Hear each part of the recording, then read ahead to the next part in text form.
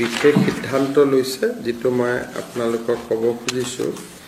সেইটো হৈছে অসমৰ স্কুলবিলাকত গ্ৰেজুৱেট টিচাৰ সায়েন্স আছিলে আৰু গ্ৰেজুৱেট টিচাৰ আৰ্টছ আছিলে কিন্তু আমি এটা অনুভৱ কৰিছোঁ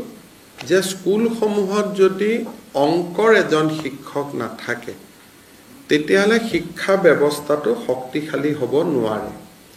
আগতে গ্ৰেজুৱেট টিচাৰ সায়েন্স জনে বিজ্ঞানো পঢ়াইছিল অংকও পঢ়াইছিল কিন্তু বহু সময়ত বটানীত যিজন গ্ৰেজুৱেট টিচাৰ হয় জিঅ'লজিত যিজন গ্ৰেজুৱেট টিচাৰ হয় তেওঁ অংক পঢ়াব নোৱাৰিবও পাৰে সেইকাৰণে আজি আমাৰ কেবিনেটে অসমত গ্ৰেজুৱেট টিচাৰ মেটচ বুলি এটা নতুন শিক্ষকৰ পদ সৃষ্টি কৰিছে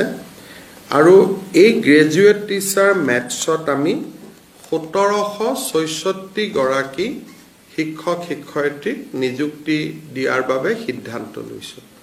অৰ্থাৎ ইয়াৰ ফলত যিসকলে মেথছত অনাৰ্স লৈ বা মেথছত মেজৰ লৈ পাছ কৰিছিল